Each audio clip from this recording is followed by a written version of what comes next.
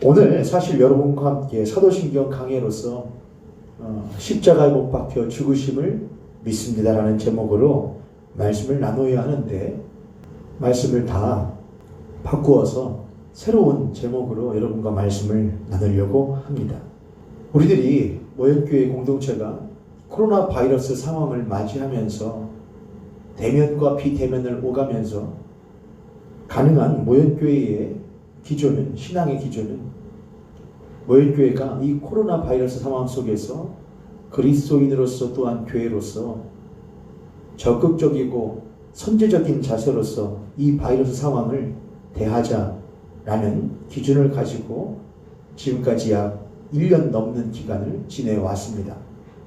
가장 최근에는 거의 2개월 동안의 철저한 비대면 상황 속에서 우리들이 오직 영상과 음성을 통하여서 예배를 드려 왔습니다. 목회자인 저에게도 익숙하지 않은 환경이었고, 또한 여러분에게도 그러하셨기 때문에 우리들의 익숙한 신앙의 배경 위에서 진행되어져 왔던 신앙생활에 있어서 아마도 크고 작은 어려움들을 겪으셨으리라 생각을 합니다. 저 또한 그렇고요. 처음에는 이란 것이 그동안에 너무나 경직되어 있었고 습관적이었었던 신앙생활에 조금은 여유를 주기도 하고 숨통을 트게 하는 것 같은 그런 느낌도 있었지만, 동시에 이래서는 안 될 것 같은데라고 하는 경각심도 우리들에게 불러일으켜 온 것 같습니다. 여하간 그렇게 철저하고 적극적이었고 또한 선제적이었던 비대면 방식을 이제 우리들이 상황이 조금은 변한 것 같습니다. 이제 백신이 접종이 시작이 되었고, 현재 설 명절이 지난 이후로 이전과 같은 경향을 보이진 않고 약 400명, 300명 후반에서 400명 초반대의 확진자 비율을 유지하고 있습니다. 전북의 경우에는 군산과 전주에서 확진자가 엊그제에도 발생하기는 하였으나 아직 정부에서 1.5단계를 또한 전북에서도 상향 조정하지는 않는 것으로 보아 이제는 상황이 조금은 달라진 것 같다고 판단을 하여 운영회와 함께 이야기를 하여서 3월부터는 대면과 비대면의 혼용 방식으로 저희들이 예배의 방향을 전환하기로 결정하였습니다. 이미 많은 교회들은 대면과 비대면을 혼용하여서 예배를 드려오고 있었지만은 모현교회 공동체가 하고자 했었던 적극적이고 선제적인 비대면 방식을 고집했던 이유와 또 이제 우리들이 새롭게 바뀌어지는 비대면과 대면의 혼용 방식의 이유, 그리고 이제 백신이 접종되면서 올해 안으로 대한민국에서만큼은 코로나 바이러스에 대한 이전의 두려움과는 조금은 거리가 먼 날이 다가오게 될 것인데, 코로나 바이러스 이후에 그리스도인들은 어떻게 세상을 대하고 또한 신앙을 대해야 할 것인가에 대해서 우리는 이제 고민해 봐야 될 때가 된 것 같습니다. 그래서 지금까지의 적극적이고 선제적이었던 비대면 방식에서 다음 주 혼용 방식으로 나아가는 그 기점이 바로 오늘 2월 마지막 주일 예배입니다. 그래서 우리 성도님들과 코로나 바이러스 상황 속에서 우리 그리스도인들이 어떠한 삶의 자세, 신앙의 자세를 가져야 될지에 대해서 다시금 한번 나눠야 될 필요가 있겠다는 생각을 하게 되었습니다. 코로나 바이러스 상황이 1년 넘게 지속되었지만 사실 제가 설교 중에, 사도신경 강해 중에 짧게는 여러분께 말씀을 자주 드렸지만 1시간을 할애하여서 예배 시간에 여러분에게 코로나 바이러스 상황을 대하는 그리스도인의 자세에 대해서 말씀드린 것은 딱 한 번 있었던 것 같습니다. 그래서 어찌 보면은 우리 교회 공동체와 이러한 상황 속에서 우리가 어떠한 자세를 취하는 것이 옳고 성경적인지를 함께 나누는 시간이 부족했다고 하는 생각도 목회자인 저에게는 들기도 하였습니다. 그리하여 여러분과 함께 다시금 우리들이 마음을 새롭게 하고 우리의 생각을 새롭게 하여 어떻게 이 시대를 살아가야 할 것인지에 대하여 오늘 나누고자 합니다. 오늘 우리가 함께 보려고 하는 성경 본문의 말씀은 로마서 12장 2절의 말씀입니다. 로마서 12장 2절의 말씀입니다. 로마서 12장 2절 제가 읽겠습니다. 너희는 이 세대를 본받지 말고 오직 마음을 새롭게 함으로 변화를 받아 하나님의 선하시고 기뻐하시고 온전하신 뜻이 무엇인지 분별하도록 하라. 아멘. 이 본문을 가지고 여러분과 함께 시대를 살아가는 하나님의 자녀들이라는 제목으로, 부제로는 코로나 시대를 지나며라는 제목으로 함께 말씀을 나누고자 합니다. 여러분들은 코로나 바이러스 상황 속을 살아가시면서 그리스도인으로서 여러분에게 믿는 자이든 또는 믿지 않는 자이든 너희들은 왜 그러한 방식을 취하는가, 왜 그러한 자세를 취하는가에 대해서 여러분은 잘 설명하시고 계십니까? 또는 잘 설명하고 할 수 있으십니까? 대개는 어떠한 의미인지는 알고 어떠한 의도인지는 알기 때문에 어느 정도는 설명하실 수 있으리라고 생각을 합니다. 그렇지만 저도 그렇고 여러분도 그렇고 우리들의 머릿속에 우리가 왜 이렇게 행해야 하는지에 대한 분명한 기준이 단 두세 가지라도 주어져 있지 아니하면은 우리는 결코 다른 사람을 설득할 수 없고 나 자신도 확신할 수 없을 것입니다. 그래서 여러분들에게 우리가 왜 코로나 바이러스라고 하는 독특한 상황 속에서 이러한 신앙의 자세를 취해야 하는지에 대하여 우리들 스스로가 먼저 명확하게 정립이 되어 있어야만 할 것 같습니다. 그래서 오늘 여러분과 함께 나누는 이 설교의 말씀은 가능하시다면 여러분은 두세 번씩이라도 그냥 들으시면서라도 이러한 것들 때문에 우리들이 이 시대를 이렇게 지나야 하는 것이구나라고 여러분들이 자주 들어서 다른 사람들이 물어봤을 때에 잘 전달할 수 있는 귀한 도구로서 사용하실 수 있기를 원합니다. 더불어서 저는 제가 다른 사람들에게 설교 영상을 보내거나 하는 것을 별로 권하지 않지요. 그래서 제 설교, 오늘 우리들이 예배 드리는 모든 예배의 영상들에도 제가 설교 제목을 달지를 않습니다. 의도적으로요. 본문도 달지 않고요. 왜냐하면은 때로는 그런 것들을 검색해서 들어와서 볼 수가 있기 때문에 그렇지요. 그래서 무조건 몇 월 며칠 몇째 주일 예배 이렇게만 여러분과 나누고 있는 것입니다. 그렇지만 오늘 설교 내용만큼은 여러분들이 한번 들어봐도 괜찮을 것 같다고 권하여도 괜찮다고 제가 생각을 합니다. 그렇게 해서 이렇게도 생각할 수 있구나, 아니 그리스도인은 마땅히 이렇게 행해야 하는 것이구나 라고 여길 수 있다면 참 좋을 것 같습니다. 그럼 이제부터 약 40분 정도의 시간을 할애하여 이 시대를 살아가는 하나님의 자녀들이라는 제목으로 여러분과 말씀을 나눌 것인데 집중하여서 잘 따라오실 수 있기를 부탁을 드립니다. 자, 어깨를 한번 펴시고 여러분의 자세를 한번 새롭게 하시고 말씀을 들을 준비를 해주시기를 바랍니다.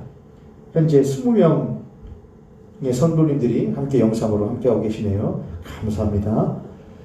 괜찮으시다면 여러분 메모장을 준비하셔도 좋을 것 같습니다. 메모장을 준비하시고 적어가시면서 들으시면 좋을 것 같습니다. 너희는 이 세대를 본받지 말고 오직 마음을 새롭게 함으로 변화를 받아 하나님의 기쁘시고 온전하신 뜻이 무엇인지 분별하도록 하라 라고 하는 그 말씀을 우리들이 이해하기 위해서는 먼저 정의가 필요합니다. 무엇을 하든지 간에 정의가 명확하지 아니하면은 그 위에 아무것도 어떤 논리도 세울 수가 없는 것이죠. 두 가지의 정의가 중요한데 시대, 세대에 대한 정의와 하나님의 자녀들에 대한 정의가 중요하겠습니다. 세대라고 할 때에 우리는 흔히 세대라는 표현보다는 시대라는 표현을 자주 쓰기도 합니다. 일반적인 의미도 있고 철학적인 의미도 있겠지만 우리들은 성경적인 의미만 살펴보려고 합니다. 우리들이 그저 시대라고 한다면은 어떤 한 세상의 문화나 또는 그 권력을 잡고 있는 기득권 세력들의 가치관이나 그것들을 그대로 답습하고 있는 세상의 사람들을 의미하기도 합니다. 또는 그냥 일종의 물리적인 시간을 의미할 때도 있습니다. 그러나 성경은 시대라고 하는, 세대라고 하는 이 헬라어로는 아이온이라고 하는데요. 그 아이온에 대해서 이렇게 정의합니다. 한 시대의 풍조와 사상 또는 한 시대의 가치관과 한 공동체의 사회 공동체나 한 나라의 가치관과 경향성 또는 유행이라고 말을 하고 있습니다.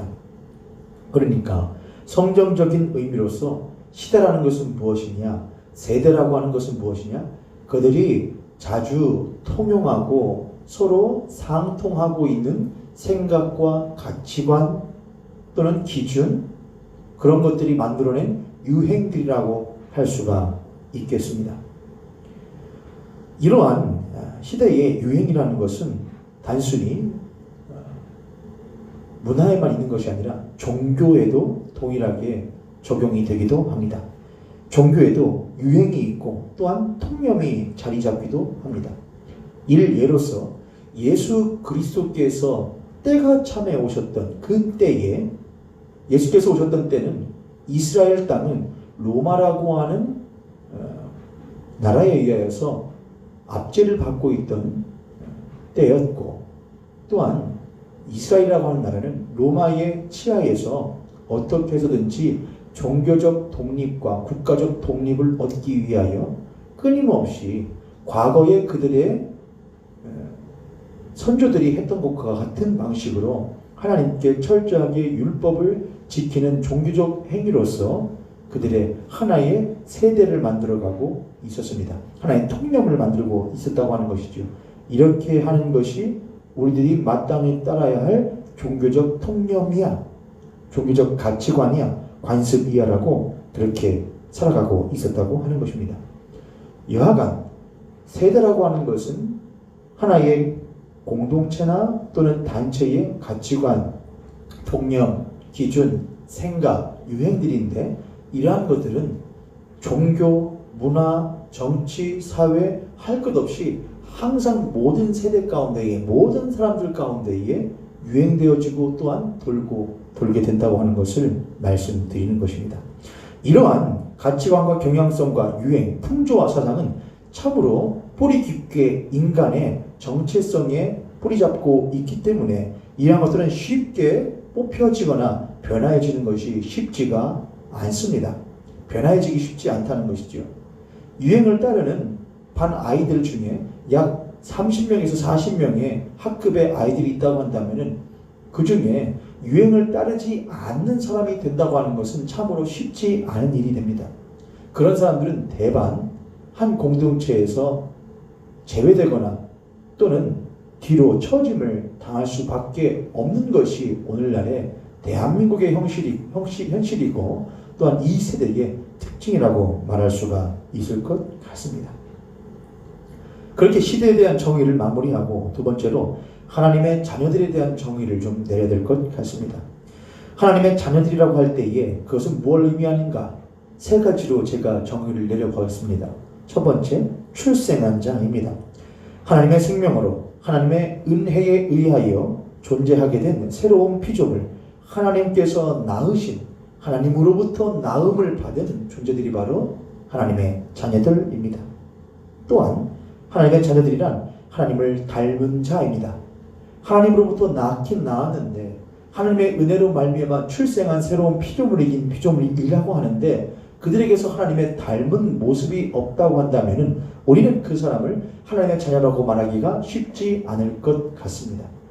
우리가 육신의 자녀들을 보아도 부모를 닮은 모습들을 발견함으로써 이 아이가 말하는 것이나 또는 어떤 생각이나 또는 어떤 습성들이 나를 닮았네, 외형뿐만이 아니라 어떤 내적인 속성도 나를 닮았구나 라고 하는 것을 볼 때에 육신의 부모가 육신의 자녀를 자신의 자녀라고 인식하는 것처럼 하나님의 자녀들도 하나님의 은혜로 말미암아 출생한 자라고 한다면 하나님의 속성을 닮은 존재가 되어야 하나님의 자녀라고 할 수 있을 것입니다.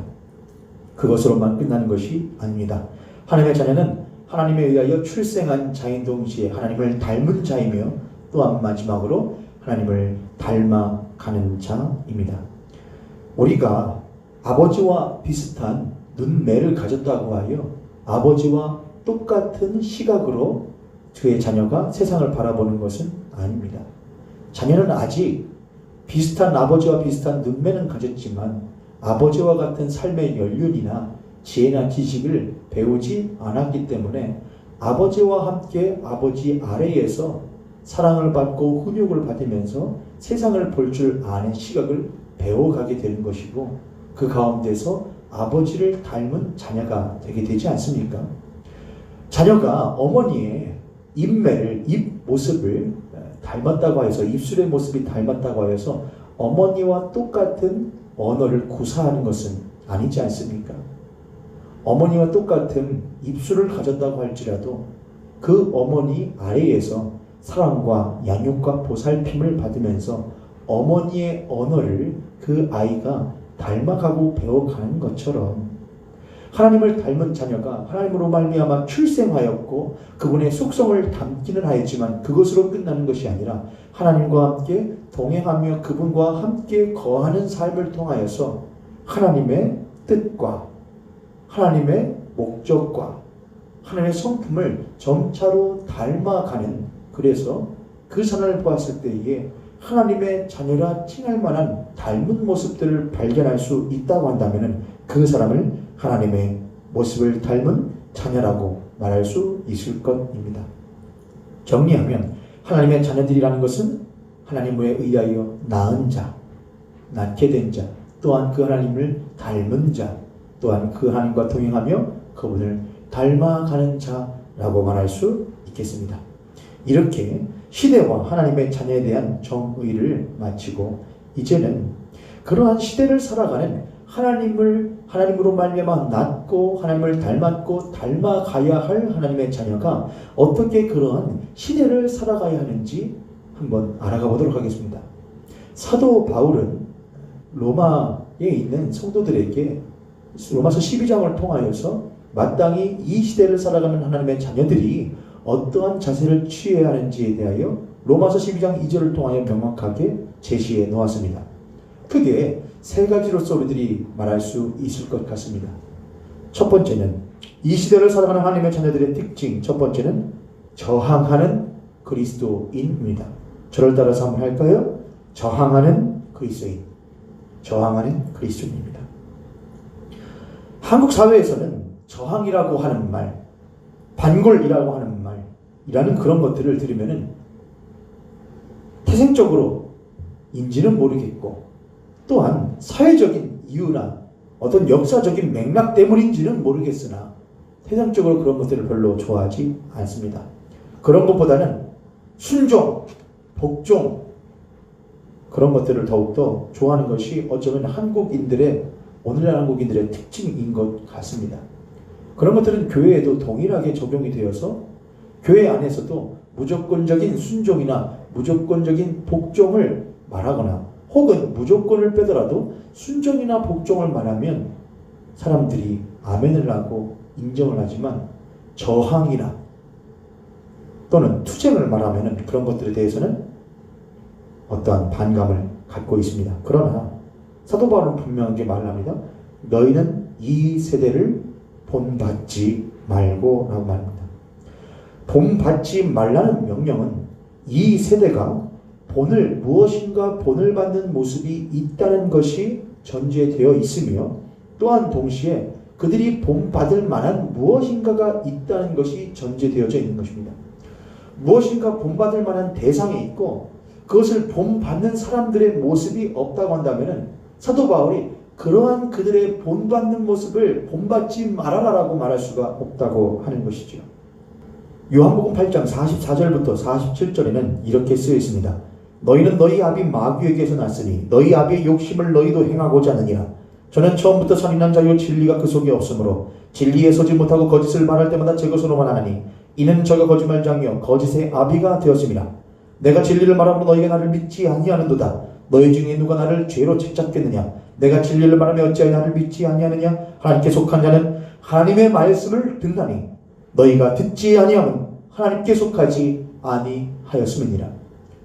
성경은 분명히 이 땅의 권세를 잡은 자가 우리들의 아비 마귀라고 말합니다. 그래서 이 성의 권세 잡은 자, 그가 우리들의 아비이기에 우리는 그 아비로 인하여 출생한 자요, 그 아비를 닮은 자요, 또한 힘써 그 아비를 닮아가는 자의 삶을 살아갑니다. 그것이 바로 본받는다라고 하는 말입니다. 본받다라는 말은 헬라어로 휴스케마키조라고 합니다. 휴스케마키조. 이것의 뜻은 무엇과 같은 모양이 되다, 틀에 박힌 듯이 되다라는 말입니다. 무엇에 박힌 듯한 모양, 무엇과 같은 모양, 틀에 박힌 듯한 모양이 된다고 하는 것, 그것이 무엇을 틀에 박힌 모양이 된다고 말하는 것일까요? 그것은 바로 에덴 동산의 더러운 사단마귀가 아담과 하와를 타락시키기 위하여 왔다는 것을 여러분 기억하시면 될 것 같습니다. 더러운 사단마귀는 하나님의 에덴 동산 가운데 들어와서 하나님의 귀한 창조물인 아담과 하와를 타락시킵니다. 무엇으로? 자신의 모습을 본받게 함으로써 타락시키는 것입니다. 하나님과 같이 되려고 했으나 결코 하나님과 같이 될 수 없는 자신, 그것으로 인하여서 철저하게 망할 수밖에 없게 된 자신의 모습을 아담과 하와도 동일하게 본받도록 만든다고 하는 것입니다. 그리고 그 사단마귀는 지금도 이 땅의 권세를 잡고 한시적으로 그 권세를 휘두르고 살고 있습니다. 더러운 사단마귀는 이 땅 가운데에 자기와 똑같은 모습을 닮은 자신의 자녀들을 계속해서 틀에 찍어내듯이 찍어내고 있습니다. 더러운 사단마귀는 이 땅의 사람들은 결코 나는 마귀에 의하여서, 사단에 의하여서 이런 생각을 하는 것이 아니야, 이런 말을 하는 것이 아니야, 이러한 문화를 생산하는 것이 아니야 라고 말하지만 그들은 결코 눈에 보이지 않는 것들을 볼 수 없기 때문에 그들은 이 땅의 권세 잡은 자 사단마귀가 그들의 생각을 지배하며 그들의 마음을 주장하여 그들의 삶을 하나의 틀로서 계속해서 만들어내고 자신을 본받도록 만들어내고 있다고 하는 것을 인지하지 못하고 있는 것이죠. 죄악된 세대를 본받고 자신이 주인이자 또한 주권자가 되고자 하는 자신의 모습을 이 땅에 살아가는 사람들이 본받게끔 하는 것이고, 그러한 더러운 사단마귀의 시도는 에덴 동산에 살고 있던 아담과 하와에게도 동일하게 적용되어졌던 것처럼 교회 가운데에 그리스도인이라 이름 불름 받으며 살아가는 우리들에게도 여전히 적용되어지고 있습니다. 더러운 사단마귀는 언제나 우리들에게도 이 세상과 똑같이 되라고, 이 세상에서 내가 틀에 박힌 듯이 만들어내는 이 사람들과 같은 모습이 되라고 우리들에게 계속해서 요구하고 있습니다. 아담의 타락이나 가인의 타락을 보십시오. 그들의 타락은 모두 그러한 면에서 동일한 모습을 가지고 있습니다. 아담도 가인도 자신이 주인이 되려고, 자신이 주권자가 되고자 하는 마음을 가지고 있었기에 그들은 결국 더러운 사단마귀의 본을 받은 자들이 될 수밖에 없었던 것입니다. 그러한 지속적인 사단을 본받는 모습은 진정한 생명을 상실한 결핍에서 나오는 것이며 그 결핍에서 나오는 두려움이 원인이 되어집니다. 가인은 자신의 동생 아벨을 죽였을 때에 하나님께 벌을 받습니다. 그때의 가인은 하나님께 대하여 끊임없이 이렇게 말합니다. 두렵다고 말입니다. 내가 두렵습니다. 두렵습니다. 가인은 여전히 하나님께서 자신을 지키시는 분이시라고 하는 것을 여전히 신뢰하지 못했던 것입니다. 자신이 익숙하게 나무를 기르고 채소를 기르고 곡식을 기르면서 살고 있던 자신의 삶의 터전이 이루어질 것에 대한 두려움이 가인에게 있었던 것입니다. 그는 여전히 자신이 길러내고 자신이 더욱더 성숙해야 할 것은 자신에게 주어주신 하나님의 은혜이며 하나님께서 나에게 허락하여 주신 믿음이라고 하는 것을 가인은 알지 못하고 있었던 것이죠. 가인은 자신의 힘으로 일군 것이 혹여나 잃어버릴 것인가에 대해서 두려움을 가지고 있었기 때문에 그는 자신의 그 두려움, 진정한 생명의 근원 되시는 하나님을 잃어버리고 상실함으로써 이 존재에게, 사람이라는 존재에게 찾아오게끔 되어 있는 이 결핍에 대한 두려움을 거짓된 것으로 채우는 것으로서 살아가려고 하는 모습들이 있다고 하는 것이죠. 사단마귀는 그러한 가인에게 이 땅의 세상으로 가인을 끌고 가서 이 땅에 있는 사람들이 성을 쌓고 탑을 쌓는 모습을 보여주면서 똑같이 가인도 네가 가지고 있는 두려움을 이들과 같이 성을 쌓고 탑을 쌓는 것으로서 해결하라고 하는 모습 말을 이 가인은 듣게 됩니다. 그리고 가인도 똑같이 성을 쌓는 삶을 살아가게 되는 것이었습니다. 여러분, 사도 바울이 우리들에게 너희는 이 세대를 본받지 말라고 할 때에 우리들에게 너희들이 이 세대에 대해 저항하라고 할 때에 과연 그리스도인의 저항이란 무엇이겠습니까? 그것은 아담에 있었던 것과 같이 가인이 했던 것과 같이 그들이 참되신 하나님의 생명을 상실함으로써 얻어지게 된 결핍, 그 결핍에서 오는 그 두려움, 사망에 대한 두려움과 잃어버림에 대한 그 두려움을 어떻게 해서든지 해소하기 위하여 이 땅의 것을 찾아내고 자신이 익숙했던 다시금 집을 세우고 성을 쌓고 탑을 쌓는 모습으로서 해결하려고 했었던 그 모습들로부터 저항하라고 하는 것입니다. 그리스도인의 저항이란 거짓된 생명에 대한 거부이자 참된 생명에 대한 열망입니다. 이스라엘 백성을 보십시오. 이스라엘 백성들은 지속적으로 광야 때부터 하나님의 장막과 그 법궤와 또한 성전을 끊임없이 추구했습니다. 광야에서든지 가나안 땅에 들어가서든지 나중에 왕국을 이루었을 때에도 그들은 여전히 성전과 법궤와 성막을 끊임없이 추구했다고 하는 것입니다. 그들이 추구하는 것은 그 안에 거하시는 하나님이 아니라 자신들의 이 결핍을, 자신들의 나그네 삶의 결핍을 채워줄 수 있을 만한 이가 하나님이시도 불구하고 그들은 하나님 그 존재 자체에 대하여 멸망하기보다는 그들이 하나님이 계셨던 곳이라고 하는 그 익숙한 장막, 하나님의 영광이 임했다고 여전히 일컬어지는 그 법궤, 그리고 그 성전, 그 눈에 보이는 성전과 성막과 그 법궤가 있어야지만이 그것들에게서 자신의 결핍을 상쇄시킬 수 있는 그 무엇인가가 나온다고 이스라엘 백성들은 믿었던 것이었습니다. 결국 이스라엘 백성들의 끊임없는 뜨거운 종교심은 그들의 두려움에서 기인한 것이었습니다. 그러한 두려움에서 나오는 뜨거운 종교심을 예수께서는 이 땅 가운데 오셔서 아주 처절하게 깨어버리셨습니다. 너희들이 그토록 열망하며 그토록 꿈꾸는 저 성전, 내가 돌 위에 돌 하나도 남기지 아니하고 다 허물어 버리리라. 그리고 내가 사흘 만에 다시 쌓으리라. 그것이 곧 누구를 말하는 것이냐? 바로 예수 그리스도 자신의 죽으심과 부활을 말하는 것이었음을 이스라엘 백성들은 알지 못했습니다. 그럼 오늘날의 그리스도인들은 그것을 알고 있을까요? 오늘날의 그리스도인들도 끊임없이 눈에 보여지는 그 무엇인가를, 자신의 삶에 익숙했던 그 무엇인가를 계속해서 자신의 결핍에서 오는 두려움을 상쇄시키기 위하여 계속해서 추구하는 삶을 혹여나 살고 있지는 않는가 한번 생각해 봐야 될 것입니다. 예수께서는 이 세상이 본받는 거짓된 생명을, 그들의 두려움을 회복시켜주고 상쇄시켜줄 수 있다고 말하는 그 거짓된 생명을 가진 이 세상의 아비로부터 우리를 건져내어 주셨습니다.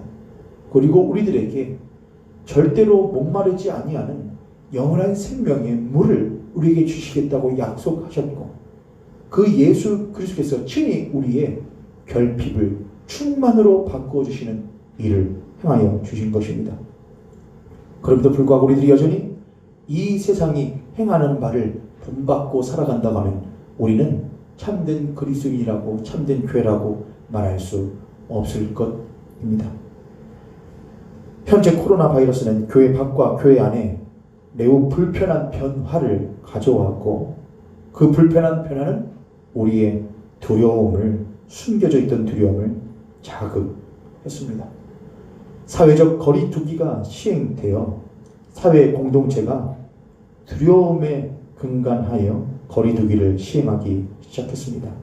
혹여나 옮을까? 혹여나 나도 그렇게 발병될까? 혹여나 내가 피해를 입을까 생각하며 거리두기를 시행했다고 하는 것입니다. 그러나 그리스도인은 죽기를 두려워하므로 이 사회와 거리를 두기보다 오히려 그리스도인은 또한 교회는 죽기를 각오하고 사회와의 거리를 좁히는 저항 정신을 가져야 합니다. 잘 들으셔야 돼요. 교회가 죽기를 두려워함으로 거리두기를 하는 것, 그것은 안 됩니다. 오늘날 한국교회에게 있어서 이상과 거리두기를 하는 것은 이상이 우리들에게 요구하고 있는 사랑과 보살핌과 배려를 버려버리는 행위입니다. 우리는 이 땅 가운데 우리만 살고 있지 않습니다. 이 땅 가운데 하나님은 우리가 더불어 살 수 있는 세상과 이웃을 허락하여 주셨습니다.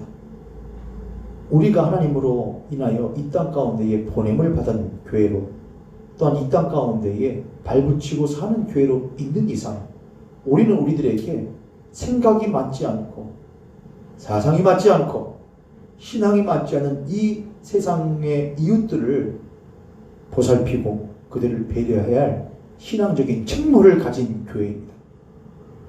만약 교회가 두려움 때문에 혹여나 우리들의 신앙을 잃을까, 우리의 익숙했었던 신앙의 관습을 잃을까 두려워하여 사회와 거리를 두려고 한다고 한다면 그것이야말로 이 세대가 가지고 있는 자기의 것이 이뤄질까, 자기의 익숙함이 깨어질까, 그 두려움 때문에 언제든지 이웃과 가정과 그 누구와도 사회적으로 거리를 두고자 하는 이 세상을 본받는 것이나 진배 없다고 하는 것입니다. 교회는 이러한 때일수록 오히려 죽기를 두려워하고 우리들의 익숙함이 깨어질 각오를 하고 우리가 불편함을 감수하고 사회와 거리를 좁혀야 합니다. 그러기 위하여 우리 모현교회는 적극적이고 선제적인 비대면 예배의 방식을 굳이 고집했던 것입니다. 그것이 바로 너희는 이 세대를 본받지 말라고 하는 사도 바울의 가르침이고 우리 그리스도인들이 가져야 될 올바른 저항 정신입니다. 저항 정신. 우리는 이 세대가 우리들에게 요구하는 것 이상으로 이 세대를 섬기는 저항 정신을 가진 교회가 되어야 됩니다. 예수 그리스도는 자신께서 창조하신 피조물에 의하여 십자가에서 못 박혀 죽으시지만 오히려 자신을 죽이는 자들을 위하여 하나님께 기도하십니다. 하나님, 저들이 자신들이 행하는 죄를 알지 못하니 저들을 용서하여 주시옵소서. 그렇게 기도하심으로써 오히려 예수께서는 자신을 못 박아 죽게 만드는 그 이들과의 거리를 좁히셨습니다. 스데반 집사는 돌에 맞아 죽지만 오히려 자기를 쳐 죽이는 그 사람들을 향하여 예수 그리스도와 동일한 기도를 함으로써 그들과의 거리를 좁힙니다. 교회는, 그리스도인은 세상에게 못 박힘 당하고 돌 맞음 당함이 마땅합니다. 우리가 똑같이 그 돌 들어 똑같이 못 들어 그들을 못 박게 하고 돌로 치는 것은 그리스도인의 올바른 저항 정신이 아닙니다.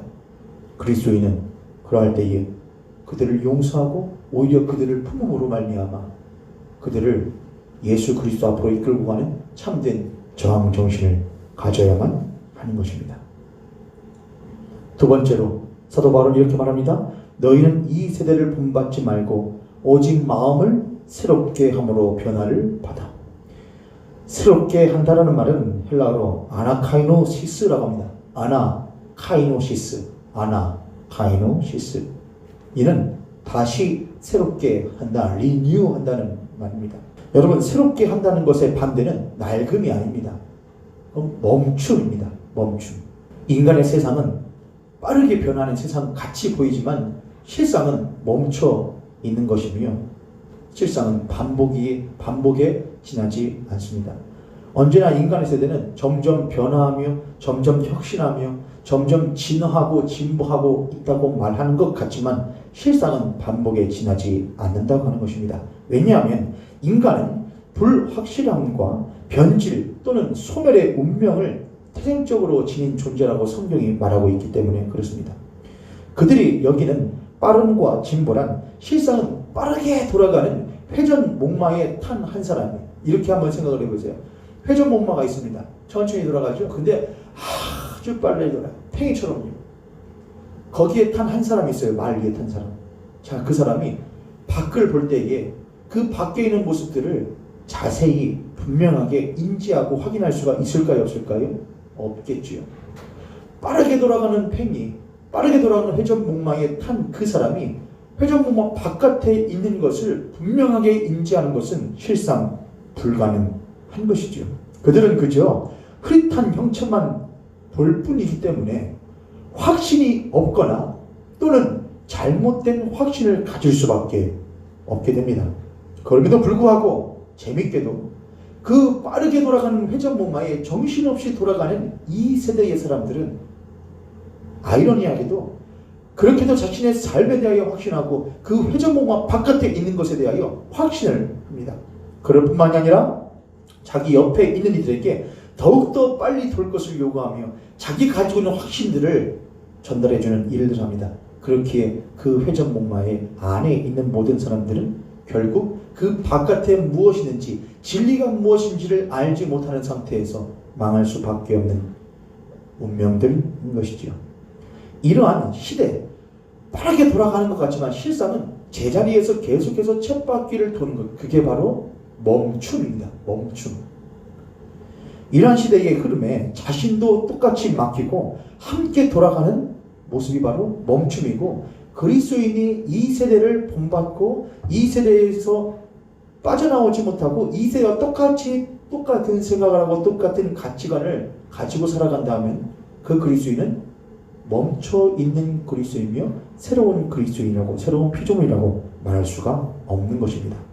그 모습, 멈추어져 있는 그 모습이 바로 죽음, 사망입니다.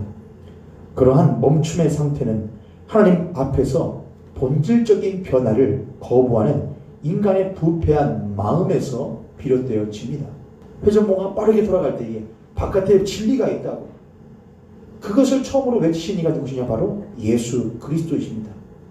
예수께서는 그 빠르게 돌아가는 그 세상 가운데에 말씀이 육신으로 오셔서 그 가운데 있는 사람을 붙들고 저 밖에 진리가 있다고, 나를 보라고, 나를 보면 저 밖에 진리가 있음을 알 수 있다고 끊임없이 외치셨지만 그가 이 땅에 오셨으나 이 땅은 그를 영접하지 않았습니다. 왜요?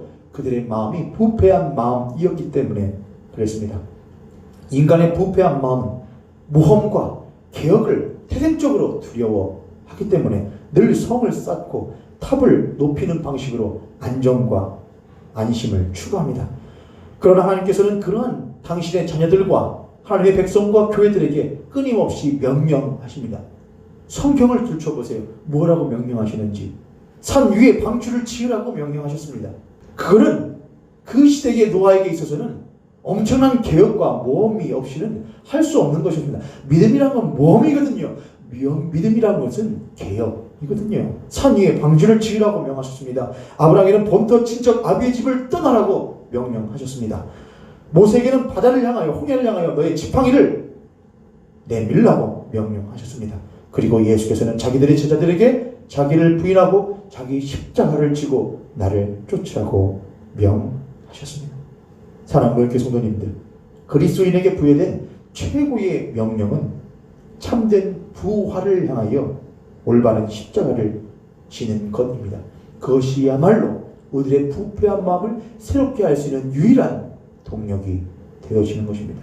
코로나로 인하여서 교회 안과 밖에서 우리가 원치 않는, 교회가 원치 않은 요구가 요청되어지고 있습니다. 멈춰달라, 하지 말아달라, 예배를 드리지 말아달라.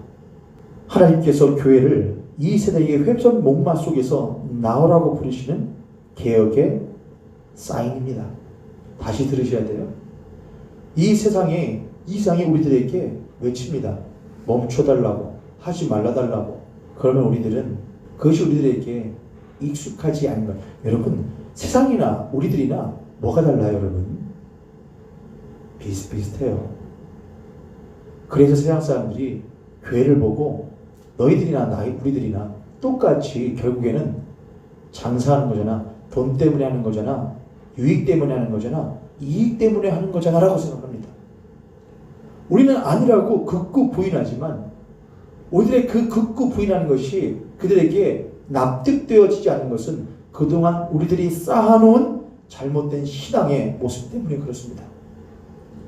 세상을 돌아보지 아니하고, 봉사 많이 한다고요? 헌금, 구제 헌금 많이 하고 뭐 한다고요?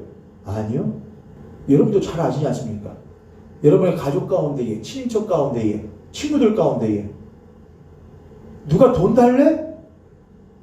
내 마음 알아달라고 그랬지? 누가 우리 도와달래? 내가 아플 때 그저 나 한번 돌아봐 달라고 그랬지? 그렇게 말하지 않습니까? 세상이 우리들에게 외칩니다. 나 아프다니까? 나 힘들다니까? 나 어렵다니까? 좀 나 좀 돌아봐 주면 안 돼? 그런데 그러한 외침에 우리들이 세상 사람들이 어떻게 합니까? 나 좀 돌아봐줘, 나 좀 도와줘 하면 세상에 빠르게 돌아가는 이 세대는 뭐라고 말하죠? 지금 나 돌보기도 바빠. 지금 내 것 챙기기에도 급급해. 나도 어려워 라고 말하지 않습니까? 그게 빠르게 돌아가는 이 세대의 회전 목마입니다. 교회도 똑같아야 되겠습니까? 그렇지 않습니다. 그게 바로 멈춰있는 겁니다. 그게 이 세대의 모습입니다. 멈춰있는 사망의 모습이요. 우리는 개혁해야 됩니다. 예수께서는 우리들에게 그렇게 개혁을 하라고 명령하십니다. 나오라고요. 우리 좀 봐줘. 내가 언제 돈 달래? 선교비 보내달래? 헌금 많이 모아가지고 구제해달래? 우리도 돈이 있어. 우리도 너희들보다 더 많아. 돈 필요한 건 아니야. 은과 금은 내게 없지만은 너희들이 말하는 그 예수, 사랑의 예수 그리스도에 대한 그것을 우리에게 한번 보여달라. 그렇게 말하고 있지 않습니까? 예수님께서 마치 발람 선지자에게 나귀의 입을 열어 말씀하신 것처럼 우리에게 말씀하고 있는 그 하나님의 말씀이 들려지지 않으십니까? 하나님의 교회야, 하나님의 자녀들아, 뭘 개혁해야 되는 것이냐? 말씀을 더 깊이 들이파야 되는 것이냐? 기도를 더 몇 시간을 해야 되는 것이냐? 부흥회를 더 몇 번을 해야 되는 것이냐? 한국교회는 지금까지 그만큼 했습니다. 부흥회 할 만큼 했고 성경 필사 할 만큼 했습니다. 교회 지을 만큼 지었습니다. 예배 드릴 만큼 많이 들었습니다. 그러나 이 세상은 교회에게서 그리스도인에게서 참된 사랑과 생명을 찾아보지 못합니다. 왜냐하면 그들의 요청을 우리들이 응하지 않기 때문에 그렇습니다. 예수께서는 전혀 들을 필요도 없고 들을 값어치도 없는 더러운 세상을 이처럼 사랑하사 자신의 독생자를 보내요. 말씀이 육신되게 하시어 그들의 말을 듣습니다. 그들의 질고를 하십니다. 그런데 교회는 예수 그리스도의 제자라 말하면서 하나님의 자녀라 말하면서도 우리들이 본받아야 될 하나님의 모습을 본받지 않는 삶을 살아갑니다. 하나님께서는 교회를 이 세대에 빠르게 돌아가는 회전 목마, 실상은 발전하는 것 같고 실상은 안정되는 것 같지만 실제로는 보이기에는 빠르게 돌아가면 진보하고 안정되는 것 같지만 실제로는 하나님 보시기에 멈춰 있는 것이나 다름없는, 제자리에서 첫 바퀴 도는 것이나 다름없는 그 회전 목마 속에서 이 세대 속에서 나으라고 우리를 부르시는 사인을 우리 역사 가운데, 인간 역사 가운데에 계속해서 지속적으로 보여주십니다. 그러나 부패한 인간의 마음은 본성상 그 멈춤을 원합니다. 안정을 추구합니다. 익숙함을 추구합니다. 그리고 지금 이 코로나 바이러스 상황을 인해서 우리들이 익숙했던 것에서 어쩔 수 없이 익숙치 않은 곳으로 나왔지만 우리의 이 부패한 본성은 다시금 익숙한 것으로 돌아가고자 하는 마음이 있습니다. 많은 학자들이 그렇게 말합니다. 우리는 이제 코로나 이전 시대로 돌아갈 수 없다. 세상으로 돌아갈 수 없다. 사랑하는 모임교회 성도님들, 우리는 이 세대 속에서 가장 먼저 개혁되어져야 될 대상입니다. 교회는 이 세상에 있는 발붙이는 많은 존재들 가운데에 가장 먼저 하나님의 개혁의 말씀을 가지고 먼저 스스로가 갱신되어져야 될 존재들이라고 하는 것이죠. 그래서 성경은 말합니다. 끊임없이요. 새 포도주는 새 부대에 넣어야 된다고요. 새 포도주는 새 부대에 넣어야 된다고요. 그렇게 되지 않으면 험 부대는 터져버려서 포도주를 쏟아버리게 된다고 말입니다. 이 세상이 비록 여전히 멈춤을 원하고 안정을 추구하며 다시금 이전에 자신들의 부패한 모습과 마음으로 회개하려고 할지라도, 그럴지라도 그리스도인만큼은, 교회만큼은 이러한 상황을 발판으로 삼아 우리가 미처 바라보지 못하고 미처 듣지 못하고 미처 생각하지 못하였던 개혁의 복음, 갱신의 복음을 향하여 우리를 그 개혁의 제물로 삼아야 합니다. 그래서 로마서 12장 2절 우리들이 읽었던 말씀 그 위에 보면은 우리를 하나님의 거룩한 산 제물로 드리라고 우리들에게 요청합니다. 우리들은 살기 위하여 이 땅에 있는 것이 아니라 참으로 죽기 위하여 있는 것입니다.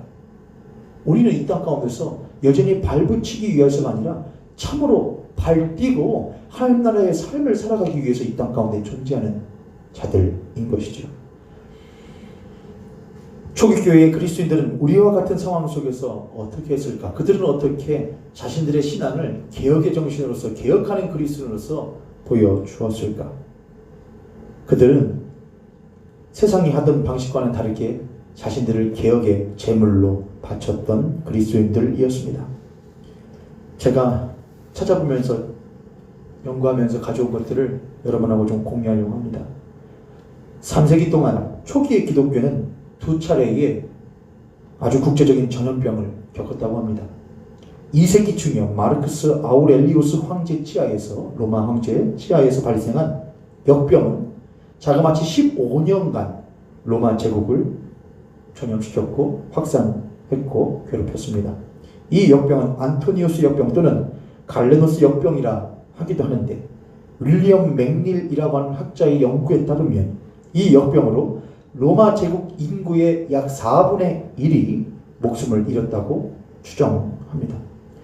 두 번째 역병은 249년에 시작되어 262년까지 약 14년간 지속되었던 홍역이었습니다. 키프리아누스 역병이라 불리기도 하는 이 역병으로 알렉산드리아라는 도시에서 있던 인구의 3분의 2가, 자그마치 3분의 2가 죽음을 맞았습니다.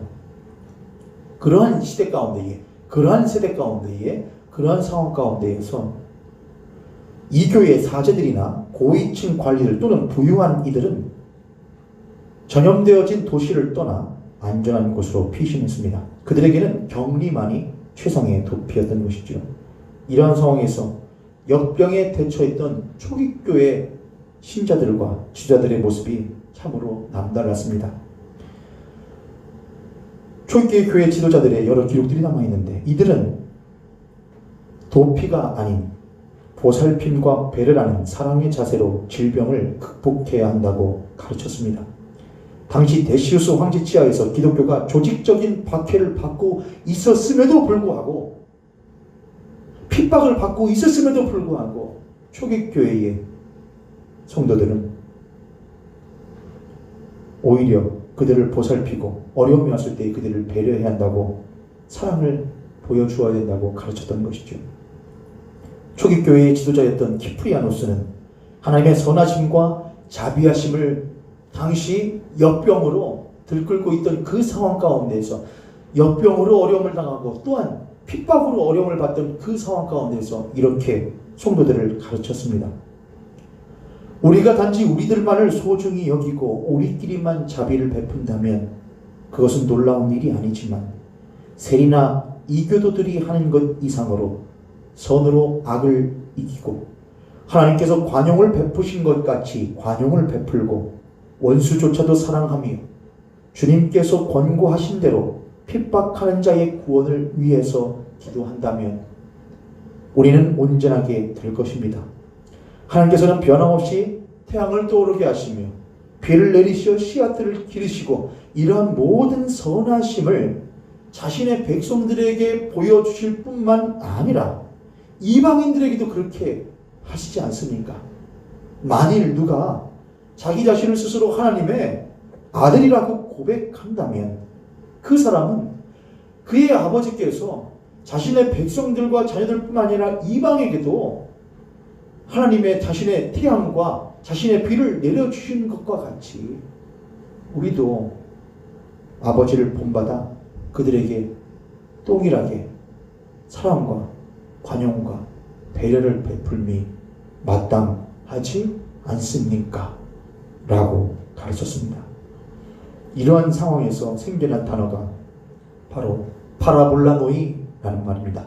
파라볼라노이, 이는 위험을 무릅쓰는 자들이라는 단어였습니다. 3세기 당시 기독교 공동체에게 붙어진 이 별칭은 기독교가 위난자들에게 자기 희생적 사랑을 실천했다고 하는 중요한 역사적 증거가 됩니다. 3세기였습니다. 지금은 이제 22세기인가요? 21세기인가요? 많은 물리적 시간이 지났습니다. 그러나 기독교의 기본적인 정신은 하나도 변하지 말아야 합니다. 사람은 변할지 몰라도, 교회는 변할지 몰라도 끊임없이 우리는 진리를 우리들의 기준으로 삼아야 하는 것이죠. 사랑하는 모임교회 성도님들, 전 지구적인 상황 가운데서, 어려운 가운데서 우리만 어렵지 않습니다. 우리만 고통스럽지 않습니다. 우리만 힘들지 않습니다.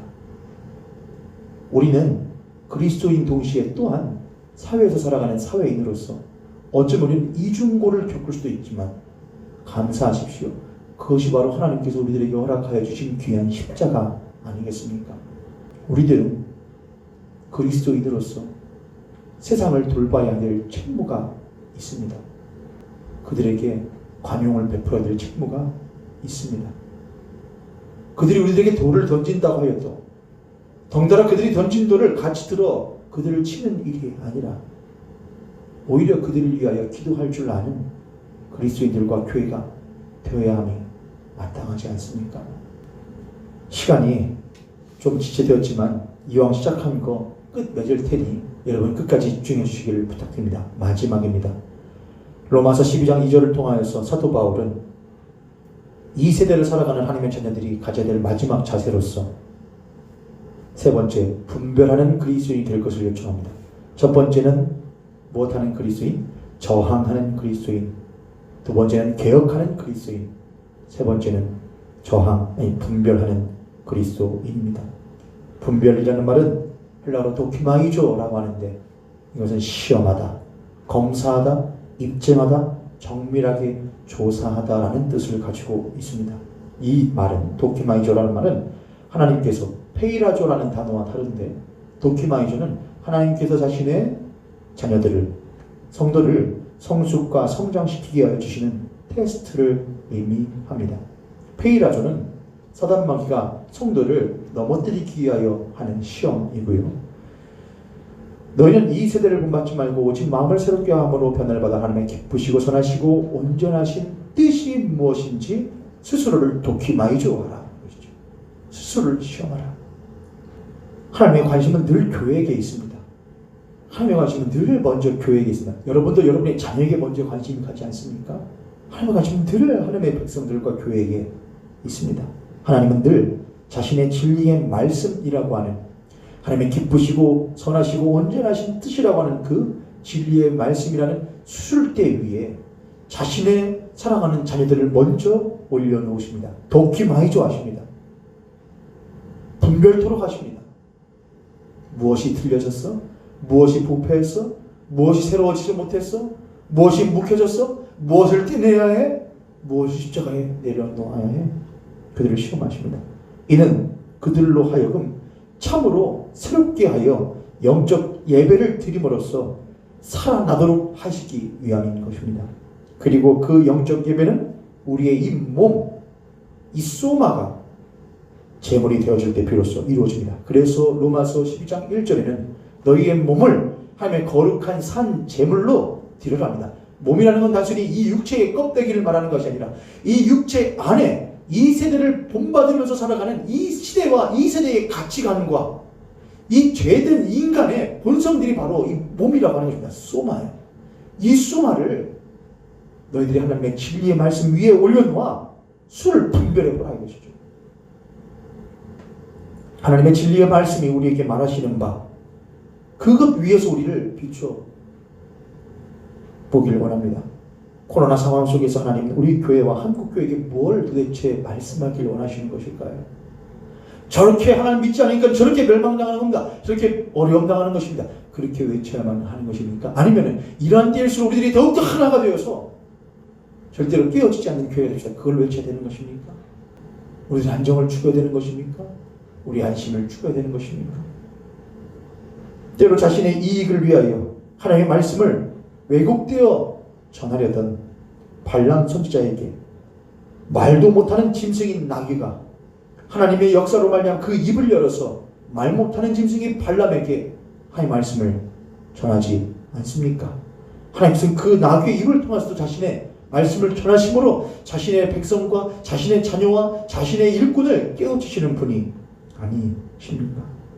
우리가 감히 이방이라 여기는 믿지 않는 이들이라 여기는 세상이 오늘날 그 입을 열어 하나님의 말씀을 우리 교회에게 외치고 있지는 않는지 우리가 생각해 보아야 하지 않겠습니까?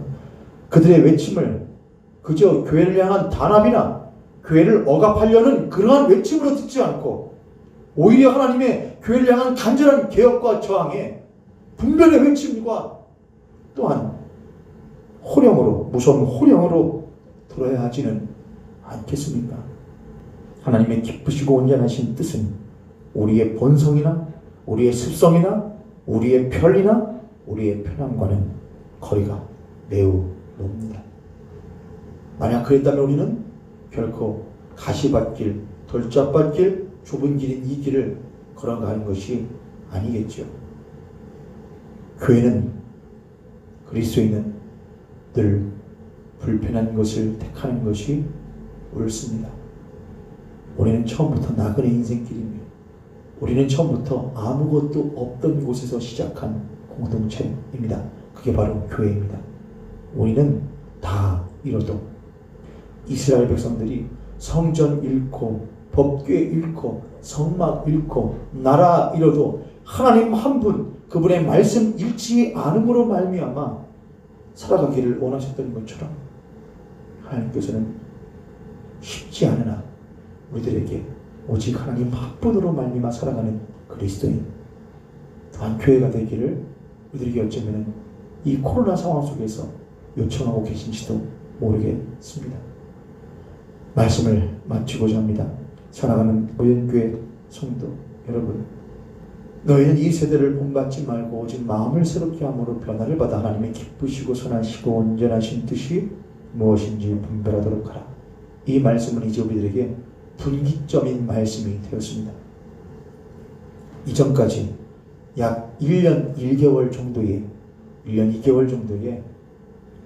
길고 길었던 코로나 상황, 이제 우리 교회가 거기에 선제적이고 적극적으로 대했던 그 모습을 다시금 복귀해보고 이제 우리들이 다음 주부터 대면과 비대면의 혼용 방식으로 가면서도 우리들이 다시금 예전의 모습으로 회귀하거나 복귀하기보다는 하나님께서 우리들에게 새롭게 열어주시는 개혁의 시대를 맞이하여 우리의 신앙을 갱신하고 개혁하고 멈춤이 아니라 새로움으로 다시 새롭게 함으로써 나아가고 그래야 하여 나중에 코로나 바이러스 상황이 시작하였을 때에 모든 교회는 출발한 겁니다. 모든 신앙인들은 출발한 겁니다. 그리고 언젠가 코로나 바이러스 상황은 종결됩니다. 그 종결되었을 때에 우리들이 지나온 시간을 되돌아보면서 우리들이 그래도 하나님의 말씀 붙들고 저항하고자, 이 세대에 저항하고자, 이 세대를 개혁하고자, 나를 갱신하고자, 그리고 우리 스스로를 먼저 하나님의 말씀으로 분별하고자 분투했었노라고 말할 수 있는 그런 교회 공동체 되기를 주님의 이름으로 축복합니다. 여러분, 하나님의 시선은 우리들에게 있습니다. 그리고 하나님의 시선은 세상에게 있습니다.